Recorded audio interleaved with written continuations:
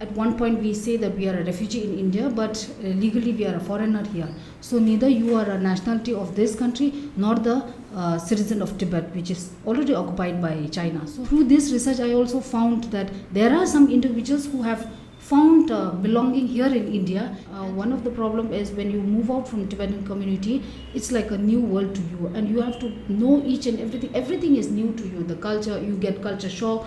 That's why they feel that neither I'm here nor I'm there. It's better I find my own belonging by choosing Indian citizenship, so that I can have a identification, I can have a belonging. I was there for 3 days, and all 3 days I've noticed at least 5 to 7 Tibetans taking passport. And whereas when it comes to Tibetan taking Indian citizenship, it's a taboo or it's a least talked about.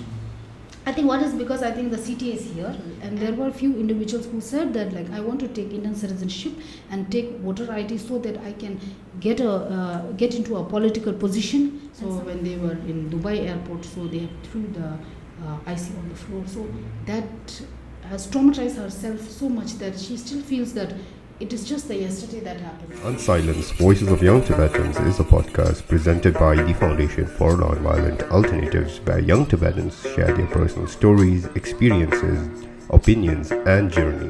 Desdale, namaste, and welcome to FNVA's podcast, Unsilenced, Voices of Young Tibetans. In today's episode, we have with us a very special guest. She recently completed her doctoral degree from the Gandhigram Rural Institutes of Department of Sociology with her paper, Changing Dynamics of Indian Citizenship for Young Tibetans in India, an Interpretive Study, exploring a much engaged yet taboo topic among the Tibetans, which is the acquiring of Indian citizenship legally. She is among the several Tibetan women pioneers in our diaspora making waves through her research work. Welcome to our show, Dickey Choedon. So, Dickey Choedon, firstly, I would like to ask you, what prompted you to pursue this very research on Tibetans and their status of citizenship in India? First of all, I would like to thank you, Damdul, and your team for inviting me here to be part of this podcast. And talking about my research, what made me to take up this citizenship research is because of my own identity issue. Because when I was in college, I realized while filling the form, I realized that there was no option for nationality of Tibetan. The nationality was Indian or foreign. So neither I'm an Indian nor a foreigner. So I feel that I'm a refugee and I lack identity in India. And that's how I started to make up my mind that if I wanted to do a research, I would do on my identity. And for my PhD thesis, initially I proposed a proposal about the identity crisis, and then my guide suggested that identity crisis is a vast topic, so it is better if you take something which is relevant to your interest and to the current affair of Tibetans, and that's how I chose citizenship as my research for my PhD thesis. So that's how I ended up doing research on citizenship. Indeed, Dikla, and when you bring up the very central theme of identity crisis, I think this is something that we Tibetans in the diaspora go through constantly. And recently, I was in some ways privileged to attend the Future of Tibet conference, where a lot of the participants, like one of their major concern was identity crisis. So how do you think through your research can we sort of come out of this crisis, if there is a way that is? One thing is, definitely all the Tibetans, we have this identity crisis because at one point we say that we are a refugee in India, but legally we are a foreigner here. So neither you are a nationality of this country nor the citizen of Tibet, which is already occupied by China. So we are in the middle of finding our own identity. And when it comes to this identity, to our identity issues, I think citizenship also can give future Tibetans an alternative. If you wanted to be a refugee, fine. But if you wanted to become a citizen, there is an alternative, which is Indian citizenship. Through the claim of passport or voter ID, one can become nationality of a nation. As mentioned before, you did a very thorough study and you followed this up when you recently presented at the Young Scholars Conference hosted by the Tibetan Policy Institute. So what were your findings in your research, and what was the most surprising and also the least surprising aspect of it when you were doing research? I found this question very interesting when I saw it. One of the most least expected was the issue of IC, in terms of going abroad, in terms of if you have a RC and the issues of getting a job opportunities, any other opportunities. The most another one is I always assumed that before doing this research, I always thought that most of us, like all the young generation Tibetans, all of us want to return back to Tibet if we get the freedom. So in this research, I also found that there are 2 or 3 individuals who did not want to go back. So that was very surprising for me, because I always thought that we Tibetans always wanted to go back to Tibet. But then through this research, I also found that there are some individuals who have found belonging here in India and did not want to go back to Tibet. So that was the, I think, least expected, because I did not expect that kind of. So that was the finding of it, the most at the least. And when you talk about how there were a few Tibetans whom you were able to interview saying that they did not want to return back to Tibet, like if I may ask, what were their age category in that level? Yeah, they were very young, like they were 18, 2 were 18 and 1 was 19. So they feel they how they express is they want to go to Tibet not as a permanent citizen or a permanent resident. They want to go back to Tibet to visit as a tourist. So that was their reason that they have mentioned. Maybe I'm wrong, you can interject me, but I feel that maybe these very youngsters, since they were likely born in India, like that's my assumption based on their age, maybe do you think like being born in India, raised up in India, they feel more sort of closeness and affinity to India, but being of Tibetan origin, there is a conflict also to, associate yourself with Tibetan, which is rightly, in my opinion. I think, suppose in my, according to my age category, we have some historical narratives from our grandparents. So we feel very much attached to the Tibet, to Tibet. Whereas these youngsters, they were born like very lately. Most of their grandparents were passed out, and then they could not relate directly with the history. So I think one is their upbringing as well. Okay, so basically the bridge is important to connect Tibetans. Yes. Because for example, personally in my case, I can connect very much with Tibet because through my grandmother's narrative about how Tibet was, how it looked, how they came into exile. So these are it's a reminder for us that you have the strong Tibetan background. So whereas in terms of, I'm not generalizing that all of them are like that, but those who I've interviewed, they did not have that kind of a narration by their grandparents. So they somewhat distance themselves from the Tibet. Digila, you've been coming out with research on this very important topic. So what are your follow-ups on this, and do you think like this will have a major impact when we discuss Indian citizenship for Tibetans? Definitely. For now, I might not have reached to that level to make an impact, but I'm sure like if I keep doing this research continuously on citizenship, how about the identity or the struggle of Tibetan identity in claiming nationality in India, so I feel somewhere it will make impact in the future. But I'm sure like I still need more opportunities to open and then follow up what are the policies that kept on changing for years. So I need to do on that. And being a Tibetan woman who was growing up in India as a refugee, like what were the struggles and opportunities when it comes to your journey from a student, from a child to now a researcher? Definitely, when I was in school, we did not have much problem because you live in Tibetan community, so you're comfortable with everything and you have everything what you want. So when you start going to college, when I came out after my class 12, when I went to college, then there was this. I face a lot of problem, like in terms of speaking English, because I did not, though I know how to write it, but I did not know how to speak English. So we have to follow up with the classmates based on their dress code, because you don't know their name, so you are very shy kind of thing, kind of a person, and then slowly you become aware of the larger world, right? It's not just about Tibetan community, or it's not just about speaking Tibetan, it's about exploring what are the opportunities. Then slowly when I in my academic journey when I reached PhD, so I applied for a UGC's fellowship.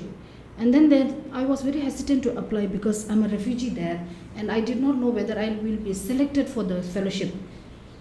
And luckily I got all the documents provided by the government of Karnataka, and from my university I got the scholarship. So again in this journey, I was always worried, I was always scared or hesitant to take some opportunities, because at the back of your mind you feel that, oh, I'm a refugee, I might not be eligible for this. But then slowly there are opportunities which every individual as a Tibetan I had to explore by myself. And then I think somewhere I made good use of what are the opportunities. Yeah, that's what. But other than that, I did not face much of difficulties. One of the problem is when you move out from Tibetan community, it's like a new world to you, and you have to know each and everything. Everything is new to you. The culture, you get culture shock. Everything is new, but gradually you assimilate with them, and then you get used to it. So, Dikla, do you think this is like a very strong aspect of Tibetans? Us being able to adapt. We are refugees, but in some ways, us Tibetans in the diaspora, we are thriving. Our level of adaptation seems to be very strong. One thing is, if you if you move out from Tibetan community, and if you still go with the Tibetan group of Tibetans, like for example, if I join some college and if there are more Tibetans, again we become very community oriented kind of a thing. But if you are an individual single Tibetan going out with a different diversity of culture and everything, you get more opportunity and you get adapted easily, because you do not have any choice, because you have to get along with the people. So if you in terms of, personally what I feel is, when I joined college there was no Tibetan in my class, so it was a very good opportunity for me to learn English, to adapt with the various culture, to adapt with the others' way of living. So it was much easier for me. But whereas I found some of my friends who have always been with Tibetans, they find it much more difficulty in getting adapted with, because they do not want to accept the others. They feel that others will put aside of me, and they do not approach them. So whereas in my case I did not have choice, because all are outsiders, so you have to get attached to get into the group. Definitely. I think you really brought out the concept of alienation here. Yes. So one I would like to add here is, when it comes to alienation, in my thesis also is there. The young Tibetans, they feel alienated not just from the Indian government or the Indian society, they feel alienated from Tibetan government, Tibetan society itself, because young children, some of the participants who I have interviewed, they mentioned that they feel alienated inside their own community, because they do not have any share in the settlement, or whatever the property or anything, house, whatever the name, it's the share, everything is named under the name of their grandparents and hasn't changed yet. So they still feel that they are alienated from India, from the Indian society, as well as from Tibetan society as well. So this is like a new finding for me, because that's why they feel that neither I am here nor I am there. It's better I find my own belonging by choosing Indian citizenship, so that I can have an identification, I can have a belonging, or a place, a property, or a own home. So that kind of finding was also there. So Dikla, what you are saying is like this sort of alienation among the Tibetan youths, and there is a prevalence of this alienation, and the solution that they have come across is applying for Indian citizenship. So how valid do you think this would work in the longer run, in your opinion? In my opinion, I feel that either the CTA should change the policy about the name changing. If the grandparents have passed away or something like that, so the name should be transferred to the younger generation, so that they can find a home in a place. But otherwise, they have to choose other way, which is Indian citizenship. So if they have money to buy a property or something like that, so they can find outside the community, which will be a trouble for the community itself, and which is difficult, which will be a difficulty for preservation of Tibetan language and culture. Because suppose if one Tibetan moves out of the community and completely assimilate with the Indian, definitely his identity, his language, everything will be diminished. So I feel that the policy should be changed one way, and choosing this alternative citizenship as an alternative to run away from the alienation, it's the individual's choice, I think. Indeed, and on top of this, Digila, like something that is very, something that really catches the attention of my mind is how there's a large gap between the Tibetans in India and Tibetans in, like, beyond India, I can put it, like, not only the West. I mean, Australia is not the West, but people call it the West. So how Tibetans, you know, like, who migrate after coming to India, migrate to the foreign nation, they sort of apply, and there's no stigma there. But why do you think there is a large stigma when it comes to Tibetans applying for citizenship in India? Yeah, I noticed that there were some photos in Instagram I've seen where they have shared in the US that some Tibetans have got the green card, and it's a momentary for them, it's a achievement for them, whereas when it comes to Tibetan taking Indian citizenship, it's a taboo or it's a least talked about. I think what is because I think the city is here, and the initial moment of Tibetan refugee, the being in exile, have always been in India. So I think the pressure of preserving culture struggle is more here in India than outside India. So I think that is the case. I mean, you have researched a lot on the Tibetan community in exile. So till now, from your research findings, do you feel there are any spaces where we Tibetans can improve upon and sort of complement and supplement the already existing and vibrant Tibetan freedom movement? Again, when we talk about the Tibetan movement, when I link with the citizenship study, most of the majority, I mean, I can say that all of them have aligned themselves as a Tibetan through their green book, right? So green book, they feel that I'm attached with the Tibetan identity because I pay for the green book and I still have the green book. So many of them find that the green book is the way through which they align with the Tibetan movement. In some of the participants, they said they are Indian citizen, but they still take part in Tibetan struggle movement, like the protest happens organized by RTYC or Tibetan Women Association. So they are actively taking part in, and they find that it's their right because of the green book that they have.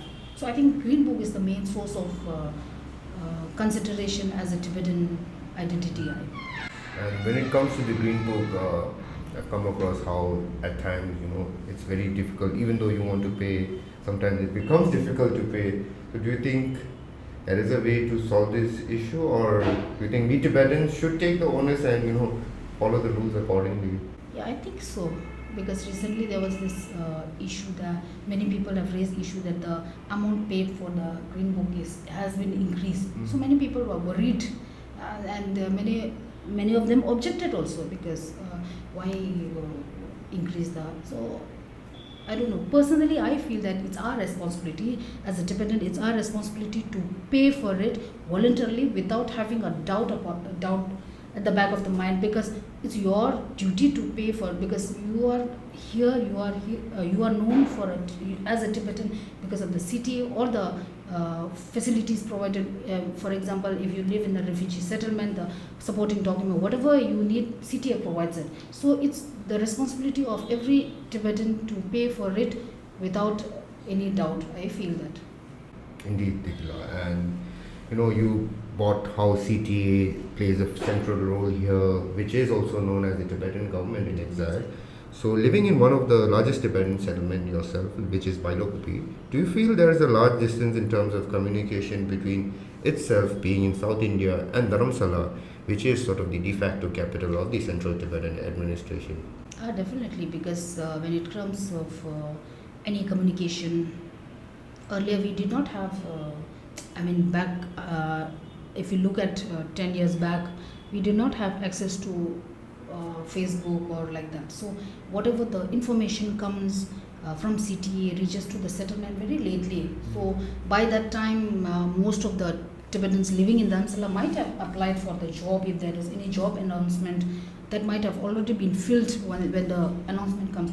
Now we have access to the media through Facebook or the other social media or any website. We get, I think the communication gap has been little reduced, or the because we have access to the information which has been uploaded today. We can access in Bilocopy today itself. So I think the gap has been decreased by, I feel that. Yeah, earlier it was there.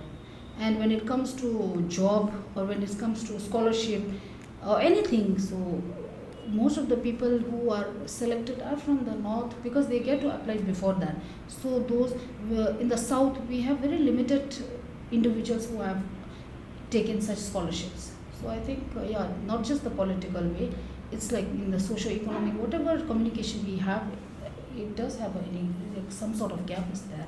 Indeed, and I believe based on this, I think the current Kasha, the 16th Kasha, the cabinet has come across this very concept of e-governance and sort of digitizing the whole system to, which rightly you say, like making things more accessible and making the communication gap reducible to such an extent that what you announce right now is like seen and accessible to all the Tibetans throughout the world. So based on this, what does the current conclusion of your research entail for the larger Tibetan freedom movement, and what message do you think it sends to our very sisters and brothers in Tibet under PRC's occupation, in the sense that we Tibetans are taking Indian citizenship? So, for example, if you look at the Jews, they have scattered all over the world. They were, but then when they got after the World War end, they started going back to Israel. So I think we might also do that, because I have a few participants who have spoken about the temporary citizenship, which means that they want to take citizenship in India just for temporary, and temporary in the sense they want to take the citizenship until Tibet gets freedom, and then when we move back to Tibet, they want to the citizenship and move back to Tibet. So that kind of individuals are also there. Not necessary that those who are claiming citizenship are we cannot generalize stating that all of them want to become Indian citizenship and settle. Not like that. There are some individual or few individuals who want to take citizenship in India, and then when Tibet gets freedom, they want to move back. So it is kind of like that. So I think it also sends a message to the Tibetans around the world or in Tibet that those who are taking Indian citizenship has not lost hope about Tibet struggle, but they are hopeful. But for now, for temporary, for time being, they are looking there for themselves. So I think that sends a message like that. And on top of this, in my opinion, like I see that like maybe even you might agree on that matter. How if a Tibetan sort of legally applies and gets the Indian citizenship, a vast network of opportunities arises, and maybe ourselves, bringing a larger stake in the whole Indian political setup, socio-economic, can be more impactful, and in some ways might sort of help more in the Tibetan freedom movement, because that is something that we have not been doing right now in India, for that matter. I mean, you can see in the West how there are certain Tibetans who have gained access to a lot of opportunities through their citizenship and are sort of contributing through different means in the freedom movement. It is a very important thing, and in my thesis also there are 6 categories of Tibetans, and one is the participatory citizen. So in that category, what the research tries to say is there are some individuals who are trying to become a citizen to be more participatory in terms of political, and there were a few individuals who said that I want to take Indian citizenship and take voter ID so that I can get into a political position, and somewhere they can get access to the parliament and speak about the Tibetan issues in India. So that is also, they are also a part of them, these individuals who are willing to become a participatory in terms of political scenario or political conditions of the Tibet, and to uplift the future situation of Tibetans in India or around the world to get back to Tibet. So I think these individuals also plays an important role in the question that you have raised. One thing I would like to add here is I think we also need to change some of the policies, for instance, in case of IC, many people face a lot of issue with IC traveling outside India, and then in some cases where people also face that they have been boarded back to India from the other country which does not allow refugees to land. So I think in that case we need to redefine the policy about IC. What are the other alternatives that can be? For instance, in the France they provide travel document, right, which is accepted by most of the countries. So in case if we get such for the Tibetans, I think it would be a much easier for the Tibetans to travel outside India, and the number of claiming Indian citizen also might decrease, because many of the Tibetans who take Indian citizen is one of the main is passport is to travel outside India for a business or for a tour or to meet a family reunion or whatever reason it is. One day the problem they have is with IC. So I think if we get a this is just a suggestion. If we get a travel document which is recognized, I think it would be much more easier for the Tibetans to travel, and the number of taking Indian passport also might reduce it. Another one I would like to add is the policy which says that Tibetans who have taken Indian citizenship cannot settle in refugee settlement, right? So I think that also creates a problem for us, because if we have a large number of Tibetans moving out of the settlement, then the preservation of language, culture, identity, it's a doubtful, it's a question for everyone. But if we allow them to take Indian citizenship and live in the Tibetan settlement, and that way we also can they also can help in preserving, and they also can preserve their identity without any issue. So I feel these two are the very important thing, because many people say that if taken an Indian citizenship, one must move out of. So Tibetan starts to worry, like if I take citizenship, then where will I go? What will happen to? So it's not just about this generation. If this policy stays for a long, and if the Tibetan starts to move out of the settlement, and in the next generation, I don't think there will be very little Tibetans who would speak Tibetan language, who would dress up as a Tibetan. So that also is another concern. And like when you mentioned the thing about IC and traveling issues, I mean, I myself faced that problem recently, and it is a big problem in the sense, like if you look it through a microscopic level, like you had to stand in the line for a much longer duration, and when you stand in such a way, you sort of feel nervous, even though you're not doing anything wrong for that matter.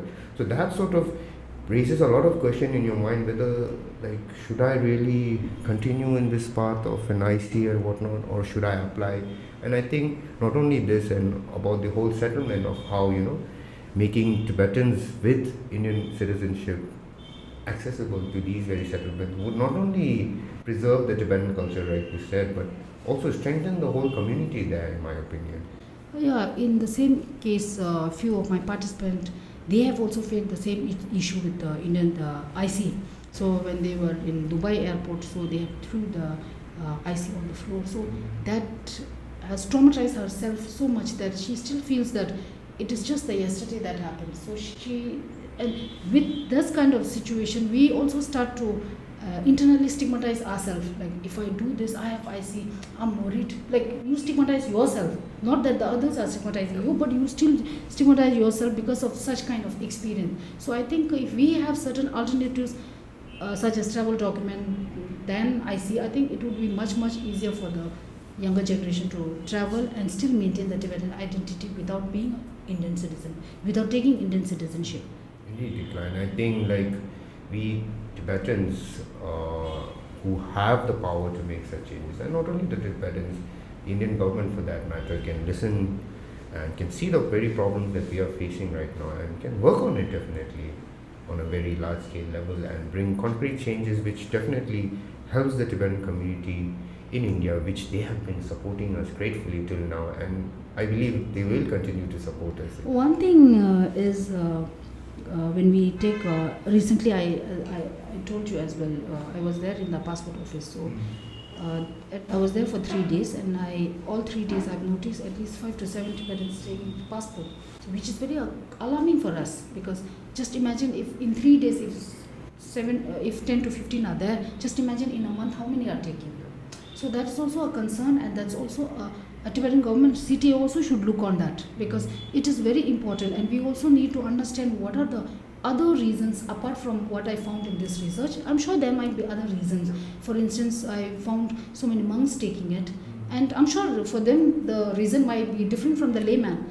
Definitely, I'm sure they are not looking for a job opportunity in the government, Indian government. They might not be aiming for such thing, but they might be aiming for, there might be some other reason, or they might have aiming for something else. So I think we also need to look on that, why a large number of Tibetans, or both laymen and monks and whatever, why they are taking it. Because when we talk about Indian citizenship, we align with our struggle, our movement, our preservation of identity, culture, and all those things. So if a monks, they also are Tibetan, and they also have a responsibility of preserving the, not just about the language, not just about the social thing, they also have the responsibility to maintain the Tibetan language, Tibetan religion. So how about that? We also need to understand how this will impact the preserving religion. So I think in the long run, we also need to do such research, or interview some of the individuals who can bring more light on the citizenship and the issue of and the Tibetan struggle, how they are going to go hand in hand. Indeed, and in my humble opinion, I believe, personally, the monks, because I've known a few of my fellow relatives, applying for Indian citizenship, and the main purpose for them is the ease of travel. Because like you rightly say, when you get to the immigration officer, when you stop there for unknown reason, you definitely sweat a lot, and you think a lot. Because, and eventually some think so much that, like you rightly said, they stigmatize themselves, and which is very problematic in my opinion. So, I'm sorry, I would like to have engaged more, but we are running short on time. So, do you have any messages to our fellow Tibetans worldwide, and also the plethora of Tibet supporters who continue to stand in solidarity with us Tibetans? First of all, I would like to thank those supporters who have always been, for example, my sponsor, my Chinda Rangzo, she has been a supporter of Tibet for a very long time, for almost more than 30 years. So I salute to them, and I thank them personally. And from and what message I would like to give them is continue supporting. And for the Tibetans, whoever is taking citizenship in any country, or any, take the citizenship, it's individual choice. We cannot say that it's individual right. So, but we must also not forget the history. We must not forget what is await ahead. We haven't solved our problem yet. We are still with the problem. So I think we must be hopeful, and we must look forward for the Tibetan struggle for Tibetan freedom, and then continue supporting whether you have citizenship or not. So I think we must keep alive of this struggle until we get freedoms. That is the message I would like to. I don't know whether that becomes a message or my request or whatever it is. I think it definitely becomes a very clear message from you, being someone born in India, researching on this very sensitive topic, and ushering more light, and how even though one takes an Indian citizenship, or any citizenship for that matter, it does not diminishes the very fact that we Tibetans are alive, are very much fighting for our Tibetan freedom movement. And I believe that this conversation with you definitely brings a certain new light, a new narrative. So on that note, I would like to thank you, Dickey, coming here in such short notice, expounding much light on this very talked about. And I think in the next few years, this is going to be something that many researchers will work on. And as you rightly say, there are many aspects which we need to cover. So thank you so much. For more updates and videos by FNVA, click on the link and please subscribe to our channel. Thank you for watching.